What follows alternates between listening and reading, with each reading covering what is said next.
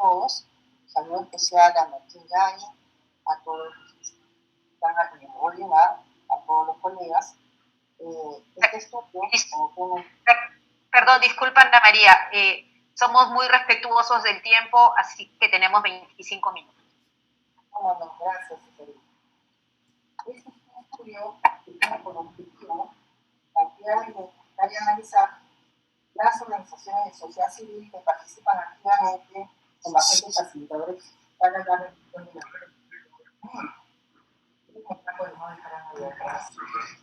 y para este estudio se ha tomado en cuenta el contexto nacional, la evolución de las organizaciones sociales, su articulación con otros actores y su participación en la toma de decisiones.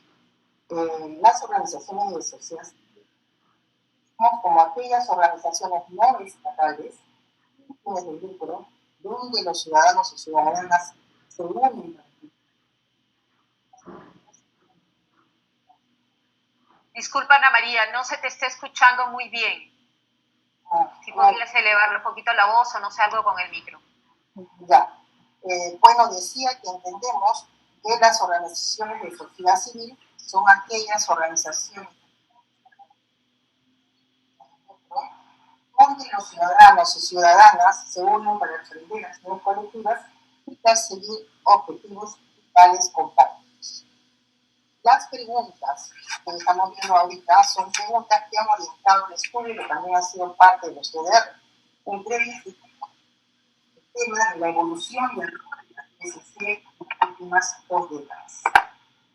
Además, este rol en el proceso de avance de las coberturas de AOSLM en los 8 países, cómo este rol además ha relacionado los diferentes actores, cómo la sociedad civil se relaciona con los grupos que movimiento, cuáles son sus nexos con la gestión integrada de recursos hídricos, el cambio climático y la prevención de riesgos de desastres.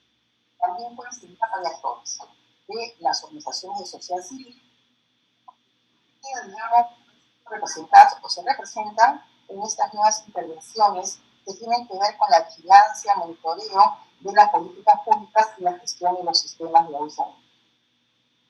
También la vinculación de las organizaciones de sociedad civil a nivel internacional, en los espacios y en las redes internacionales, cómo se articulan en estos espacios, cuál es el rol de abogacía y cómo se articulan en los diferentes niveles de gobierno.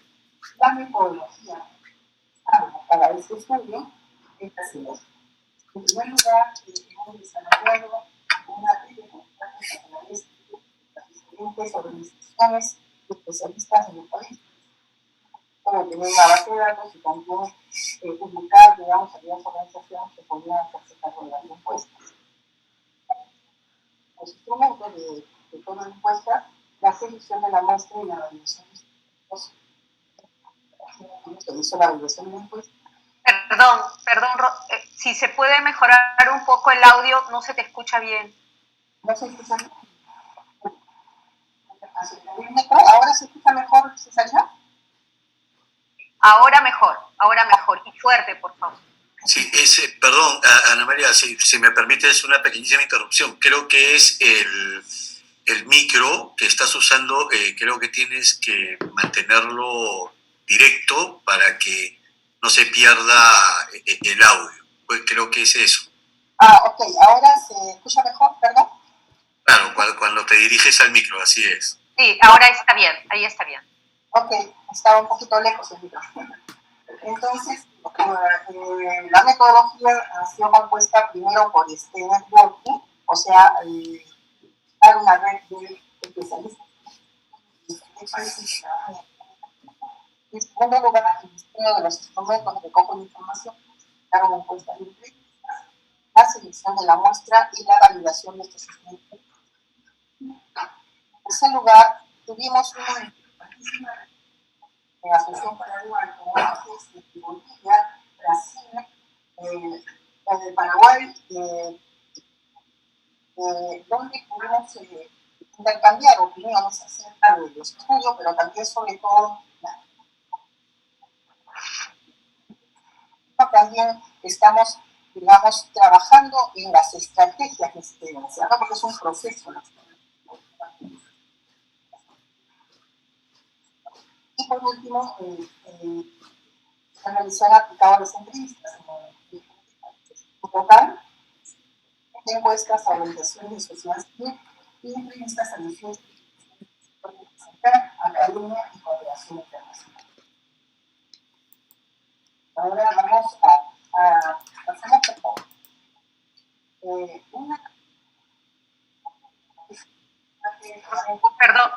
Perdón, disculpa. No, ahí no se escucha bien. ¿Es posible tener el micro más cerca? Porque no sí.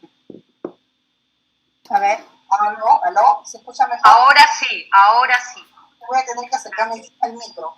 Ok, estamos viendo ahorita algunos simuladores democráticos porque una primera, digamos, al ver por este estudio, una primera constatación es que los países de estudio son bastante diversos. Podemos apreciar, por ejemplo, en los indicadores de pobreza, como ingreso per cápita, las grandes distancias que existen entre un país y otro. La tasa de pobreza en Haití es de 58.5, en Mozambique 46.1, en Uruguay 7.9.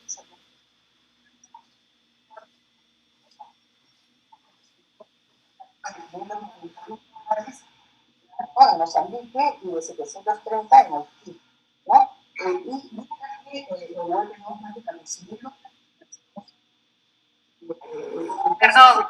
Perdón.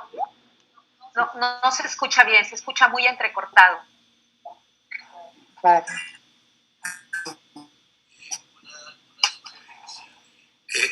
Una sugerencia. Quizás lo que necesitas es usar un micrófono, un audífono con micrófono, y eso te va a permitir que aunque tú hables y te muevas puedas capturar bien el audio. Creo que estás usando el micro incorporado en la laptop y eso hace que se pierda, me parece. No sé si, como está un poco lejos, no logro ver, pero creo que no estás usando audífonos, ¿cierto? No estoy usando. Claro, entonces si usas audífonos con micro incorporado, ahí capta toda tu voz, ¿no? Porque parece que no se escucha bien. Disculpen un ratito, perdón. O quizás el micrófono de Rosa María, que estaba mejor. A Rosa María sí se le escuchó muy bien, porque no se entiende nada de la presentación, sí. Entonces acá estamos, ¿no? ¿Y ahora puedo de frente hablar o necesito un se micro? escucha perfecto, ahora sí, no hay interferencia. Acá, ¿no? Ahí, ¿no? Ok, ya. Bueno, lo que venía diciendo, entonces, es que lo que hemos constatado es una gran diversidad entre los países de estudio. Son 8 países, pero como ustedes pueden apreciar, no solamente es nivel de pobreza y digamos, ingresos per cápita en dólares año, las distancias que nos separan entre países, sino también el acceso, por supuesto, a agua y saneamiento básico, ¿no? Entonces, nosotros hemos visto cómo en el aspecto rural, digamos, el agua y saneamiento básico tiene grandes diferencias también, ¿no? Por ejemplo, ¿no? Si podemos comparar el agua rural a nivel básico en Haití es de 43% a nivel nacional, en Mozambique 40%, el saneamiento básico rural en Haití es 24%, en Mozambique 17%. Además, Mozambique, todos sabemos, es uno de los países que tiene un alto índice de defecación al aire libre, ¿no? También tenemos, por ejemplo, lógicamente que países que están en tránsito todavía a cerrar sus brechas, pero que aún todavía queda mucho por hacer, ¿no? Por ejemplo, Bolivia, ¿no? Incluso Perú también, y otros países que más o menos han logrado ya casi cerrar las brechas, como es el caso de Uruguay, ¿no? Ustedes ven, Uruguay tiene el 97% de saneamiento básico. ¿Pasamos? Yo soy lo que tiene que pasar. Vamos entonces a ver ahora ya los principales resultados por ejes temáticos de la consultoría, ¿no? De acuerdo a cómo hemos desarrollado. Como la primera pregunta ha sido cómo han evolucionado las organizaciones de la sociedad civil, nosotros hemos trabajado, digamos, este proceso de evolución por décadas, ¿no? pero es interesante apreciar, por ejemplo, en la literatura y en el cómo realmente estas organizaciones de sociedad civil han ido transitando desde, digamos, una ayuda humanitaria en los 70 más o menos, donde, digamos, estaba fundamentalmente la Iglesia ordenando, digamos, las organizaciones sociales, sobre todo en América Latina, debido, digamos, a la pobreza, etcétera, ¿no? Con un enfoque más de asistencia y con una sociedad civil un poco independiente de los gobiernos, ¿no? Luego se va avanzando y se va transitando ya a la formación de ONGs. Muy importante la formación de ONGs, de grupos de interés y de grandes movimientos sociales en América Latina, ¿no? En América Latina tenemos grandes movimientos sociales, por ejemplo, movimientos indigenistas, de campesinos, de mujeres, ahora ecologistas, en fin, estos movimientos sociales van marcando las pautas de los temas de interés de la sociedad civil, precisamente para también no dejar, digamos, a grupos excluidos de las políticas públicas. Entonces, marca pautas muy interesantes estos movimientos sociales, pero no toda la sociedad civil se inserta en un movimiento social, ¿no es cierto? Las ONGs, por ejemplo, más bien tienen un carácter más técnico, más con un enfoque de desarrollo, ¿no? Y también la presencia de la cooperación internacional. Aquí, por ejemplo, la ayuda oficial al desarrollo también contemplaba la ayuda a las ONGs. Aquí hubo una fuerte inversión en la sociedad civil y luego fue transitando también a exigencias de la ayuda de la cooperación internacional debido precisamente a la famosa eficacia de la ayuda. Entonces, las ONGs tuvieron también que replantear sus propias metodologías, sus planes estratégicos, en fin, para responder a las exigencias de la cooperación internacional. Y por último, digamos, las ONGs van, aunque ya venían desde hace tiempo, ¿no?, perfilándose aún más como actores de desarrollo, ¿no?, en la escena no solamente nacional, sino también internacional. La cooperación internacional también tiene sus propias agendas, sus propios temas. Algunos países de la cooperación dicen, bueno, a mí me interesa tal o cual tema, y son así las convocatorias que lanzan para que, por ejemplo, las ONGs puedan aplicar, ¿no? En el caso, por ejemplo, de otros países como Colombia, el tema de la violencia ha sido, digamos, también muy interesante, porque ahí también se ha direccionado la cooperación. En el caso de Haití, Mozambique, la ayuda humanitaria, básicamente. Y también surge un nuevo actor, que son las empresas privadas con responsabilidad social, ¿no?, que son interesantes y que hasta ahora se mantienen, pero que están cooperando también con la disminución de brechas en agua y saneamiento. Entonces, y los intereses globales, las grandes redes, alianzas, digamos, a nivel internacional. Y por supuesto, todo esto conlleva a de que estas organizaciones, su vocación es incidir en las políticas públicas. El perfil, entonces, dentro de estas organizaciones sociales en general, de las organizaciones de agua y saneamiento, en el corazón, digamos, de las organizaciones, yo lo digo en el corazón porque no solamente es por metodología, por misión, sino también por vocación y por convencimiento, es que todos debemos tener derecho humano al agua, ¿no es cierto? En el 2010 se incorpora el derecho humano al agua en Naciones Unidas, y incluso Bolivia ha sido uno de los países que ha sido uno de los promotores para que esto se dé a nivel internacional, ¿no? Y también la disminución de brechas. Todas las organizaciones de sociedad civil apuestan por la disminución de las brechas y también por colaborar en la gobernanza de ambos lados, tanto desde el gobierno, que está, digamos, ejecutando las políticas públicas, y desde el fortalecimiento de las propias organizaciones para procurar una mejor gobernanza en el sector. Pasamos. En cuanto a cómo ha evolucionado las de agua y saneamiento, digamos, bueno, ha sido, digamos, una evolución interesante, porque se inicia, tal vez, ¿no? Esto también es parte de tratar de poder identificar los periodos con experiencias piloto en el campo del agua y saneamiento. ¿Cuáles son estas experiencias a nivel local? ¿Cómo podemos desarrollar capacidades en la comunidad y en la población? En las décadas de los 80, por ejemplo, tenemos que entender también que en esa época, al menos en Latinoamérica, que fue la década perdida, las inversiones del sector público eran mucho menos que las de ahora. Entonces dejaban un espacio amplio a las organizaciones de sociedad civil para intervenir en estos temas y suplir de alguna manera las fallas del Estado.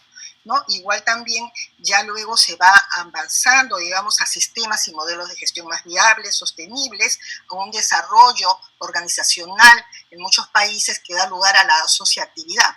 La asociatividad de los gestores comunitarios, por ejemplo, que marca una pauta muy importante en el desarrollo de estas organizaciones, y las alianzas, ¿no? Las alianzas con el sector público, privado, etcétera, con la academia también, y la participación en los planes de desarrollo. Primero se empieza con planes locales, pero también ya luego se transita a planes regionales y también a poder validar las apuestas en el último momento, en alianzas multiactor generalmente, y participación en la toma de decisiones en los diferentes niveles de gobierno, contribuyendo por último al diseño de estrategias y políticas sectoriales.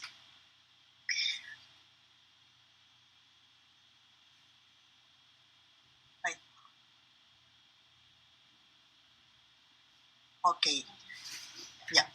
Entonces, aquí cuando hemos preguntado a las ONGs cómo piensan ellos, cuáles han sido las principales acciones de cambio que han tenido que incorporar, cuáles han sido las principales estrategias, podemos apreciar como un grueso, digamos, en las alianzas. Se dan cuenta ustedes que casi todos los países han apostado por alianzas con sector público, con otras organizaciones de sociedad civil para la ejecución y sostenibilidad de sus propuestas. También, por supuesto, a partir de la reducción de la cooperación, nuevas fuentes de financiamiento, alianzas de cooperación con empresas también, y nuevos productos y servicios. O sea, la capacidad que tienen las ONGs de innovarse, de reciclarse, digamos, de reinventarse y de adaptarse a los nuevos contextos y realidades es excelente. O sea, la sostenibilidad de las ONG está en función de cómo se adaptan a estos nuevos cambios, ¿no? Y también, que me llamó mucho la atención y hay mucha información al respecto, es sobre las innovaciones tecnológicas. Es muy interesante ver cómo las ONG se han ido especializando. Yo he llamado tecnologías duras y tecnologías blandas. Las tecnologías duras, que tienen que ver con la ingeniería, con todos estos procesos de cómo hacemos plantas de agua potable adecuadas al ámbito rural, cómo trabajamos el saneamiento, cómo incorporamos nuevas tecnologías. Yo he hallado hasta nanotecnología en el procesamiento de aguas residuales, el usar, digamos, elementos biológicos también.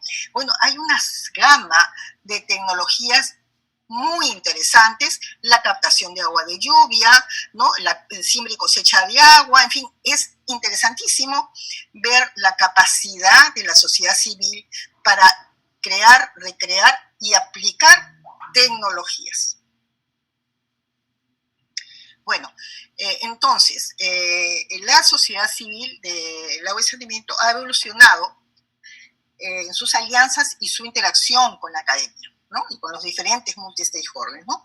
Tanto las ONG como las organizaciones de base, digamos, han tenido que incorporar nuevas estrategias en su acción cotidiana, observándose que casi el 90% de las organizaciones encuestadas ha desarrollado alianzas, como les decía, con el objeto de establecer sinergias en el trabajo cotidiano. Entre las alianzas nacionales importantes, entre las muchas que hay, podemos mencionar, por ejemplo, la Mesa Intersectorial de Agua y Saneamiento para el Chaco en Paraguay, que vincula además a varios países que están dentro del acuífero, ¿no? La Alianza para Vivir en el Semiárido Brasileño de la red ASA, que se vincula con 10 estados brasileños y que defiende los derechos ciudadanos al agua. Interesante lo de ASA porque efectivamente han incorporado una estrategia de atención a los pueblos semiáridos, ¿no? Han implementado además más de 200.000 cisternas, ¿no? Con captación de agua de lluvia, y han trabajado políticas con el Estado federal acerca de cómo atender el semiárido. La red de ingenieros sanitarios de aves, que es una red, digamos, que súper interesante, agrupa a más de 20.000 miembros a nivel nacional, entre profesionales, empresas o intelectuales, ¿no? Y lo que hace Aves, además, es hacer un seguimiento a las políticas públicas, pero es un gran referente, ¿no? Porque incluso también trabaja mucho lo que es la gestión del conocimiento. Las ONGs en general se han aliado con empresas privadas, ¿no? Para obtener financiamiento, en muchos casos, o también para construir esfuerzos mejorando la cobertura y la calidad de los servicios de agua, utilizando las tecnologías. En muchas ONGs, en la mayoría de las ONGs, en este 50% de las ONGs, he encontrado, por ejemplo, que desde la compra digamos, de herramientas, instrumentos y metodologías, las ONGs están en alianza con las empresas. También las organizaciones comunitarias de servicios de agua y saneamiento también acuden a las empresas, sobre todo para proveerse de nuevas tecnologías, ¿no? Por ejemplo, los biodigestores son también en alianza con empresas y otro tipo de tecnología también que pueda garantizar, digamos, la calidad de los servicios de agua y saneamiento. En la academia, más bien, no hay mucho avance, pero sin embargo, es de destacar, por ejemplo, el trabajo de la academia. Anita, te queda un minuto. ¡Ay, no puede ser! Ya. Bueno, entonces voy a seguir avanzando. Aparte de la academia y las alianzas que tenemos, vamos a ver ahora la contribución de las OSC en el cierre de brechas del sector de agua y saneamiento a partir, digamos, de cómo han evolucionado en los sistemas de vigilancia, ¿no es cierto? Entonces, estos sistemas de vigilancia son súper interesantes. Tenemos, por ejemplo, en Brasil, Aves, ya les referí un poco. En Bolivia, Huatuya monitorea y apoya al gobierno en los avances de ODS. En Colombia, las organizaciones nacionales de OXAS, ¿no?, en coordinación con el viceministerio, trabajan, digamos, todo lo que son los esquemas diferenciados de agua y saneamiento para los gestores comunitarios. En Haití existe una red PEPA de ONGs en agua y saneamiento que están en alianza con el INEPA para discutir y analizar las políticas. En Paraguay, las mesas intersectoriales de agua y saneamiento, hay una ONG, SEAMSO Paraguay, que ha propuesto una veeduría social a obras de infraestructura apoyando la labor del Ministerio, del DAPSAM. En Perú, la Mesa de Concertación de Lucha contra la Pobreza realiza un seguimiento de cumplimiento de los planes sectoriales. También existe una red de ONGs que es la RAS. Y en Uruguay, las OSC monitorean y vigilan el cumplimiento de políticas y planes sectoriales a través del Consejo de Agua y Saneamiento, que es un consejo vinculante al órgano rector. Pasamos entonces. Bueno, estas son las capacidades y digamos los roles que tiene la sociedad civil en sus funciones y en sus actividades, básicamente. Están centradas casi el 85% en lo que es gestión, pero no se descuidan en lo que es asesoría a entes normativos, y también existen transferencias de insumos y ONGs que trabajan en lo que es la infraestructura de sistemas de agua, saneamiento y tratamiento de aguas residuales. También, digamos, las organizaciones han contribuido a la reducción de brechas. En todas las ONGs que hemos encuestado en los diferentes países, todas han contribuido a reducir las brechas. Ahora no los voy a leer en todos los países porque ya no tenemos tiempo, pero lo más importante es recalcar que nosotros hemos comparado aquellas regiones de cada país que tienen menos del 50% de agua y saneamiento rural con las localidades, las regiones donde intervienen cada una de las ONGs que hemos encuestado, que han sido 42 ONGs. Y hemos encontrado que efectivamente en todos los países las ONGs están en los lugares donde las brechas son mayores. Las OXAS, por su lado, la gestión comunitaria, tiene una importante relevancia en la cobertura de agua y saneamiento a nivel nacional. Hemos tratado de completar, digamos, la información que ya se tenía anteriormente también. Cloxas tiene esta información, la hemos actualizado, pero también, por ejemplo, creo que es necesario decir, ¿no? Por ejemplo, en Haití, en Haití tenemos... Anita, sí. Disculpa, ¿podríamos avanzar más hacia conclusiones y recomendaciones? ¿Cómo no, Cesarina? Disculpa, ya, ok. Entonces, bueno, la población atendida, que tiene un gran rango bastante alto, bastante diferenciado, y también que las OXAS atienden tanto población urbana como rural. La asociatividad ha facilitado los espacios de diálogo en lo que son todas las organizaciones comunitarias con las instituciones de gobierno, y la gestión integral de los recursos hídricos. También tenemos, por ejemplo, todas las acciones y actividades que se están trabajando en la gestión integrada de recursos hídricos, al igual que en cambio climático y en gestión de riesgo, que es menor en relación a los otros dos temas, ¿no es cierto? Eso es algo que está en proceso todavía.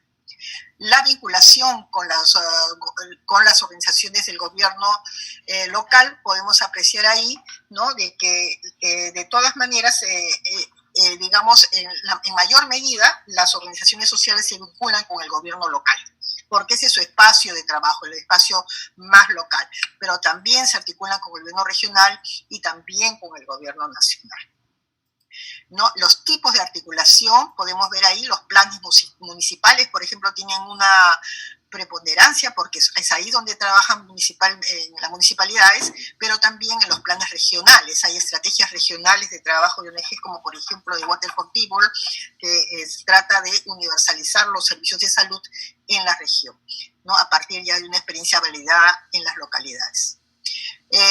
La vinculación con la cooperación internacional, digamos que ha tenido un fortalecimiento en las primeras fases, como le decía, en las últimas décadas. La cooperación ha dejado un poco a las organizaciones de sociedad civil, pero ha incorporado enfoques interesantes, como son la igualdad de género, ¿no? Digamos que no los ha incorporado, ¿no? Sino que, digamos, hemos convenido, ¿no? Porque efectivamente ha sido una necesidad en ONG incorporar la igualdad de género, por ejemplo, ¿no? Cómo las mujeres atienden este tema del agua es clave para todo el desarrollo de las organizaciones sociales y en general el agua y saneamiento en un país, el derecho humano al agua, el enfoque territorial. Se ha transitado muchísimo en lo que es el enfoque integral, por eso es que también se atiende la gestión integral de recursos hídricos, porque digamos, conociendo que no solamente es el agua que llega en el caño, sino también todo lo que supone la cadena de distribución del agua desde la naciente, desde la fuente, ¿no es cierto?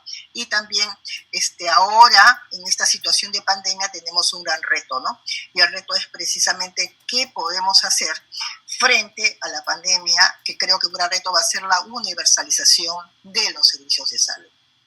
Bueno, la vinculación con las redes internacionales que están acá, ¿no? Que tenemos varias redes internacionales y muchas de las instituciones y organizaciones encuestadas están en estas redes internacionales. Yo diría que, por ejemplo, las OXAS, a nivel de CLOXAS, apuestan por una mayor visibilidad y una mayor capacidad de incidencia en política. Con Global Water Partnership es más bien un trabajo a nivel de temático. Con SBAA es un trabajo de colaboración entre los diferentes actores que están incorporados en sociedad civil, ¿no es cierto? Bueno, también hay una red africana, ¿no? ANU, que también apuesta por una mayor visibilización de las ONGs del África, ¿no? Que tienen poca visibilización porque las ONGs internacionales son las que tienen, digamos, el protagonismo. Los desafíos. Ahora sí vamos a los desafíos rápidamente. La heterogeneidad, ¿no? En primer lugar, son organizaciones muy heterogéneas, ¿no? En realidad también ha habido un proceso de debilidad institucional cuando se recorta el financiamiento, ¿no? Sobre todo en las ONGs, pero también, digamos, en estas últimas décadas, con las nuevas inversiones en agua y saneamiento, ha habido una mayor visibilización de las organizaciones comunitarias. Eso es clave, ¿no? Las organizaciones comunitarias en muchos países como en Paraguay, en Colombia, en Bolivia, son parte incluso de las políticas sectoriales, lo cual es importante. Aquí en el Perú, por ejemplo, es a través de las ATM que se reconoce a las organizaciones sociales, y eso se debe a que en el Perú no hay una asociatividad, no hay un actor de gestores comunitarios porque no están asociados, ¿no? En los otros países sí lo están. También en esta falta de financiamiento que más ha afectado a las ONGs, digamos, es una situación crítica para la sostenibilidad.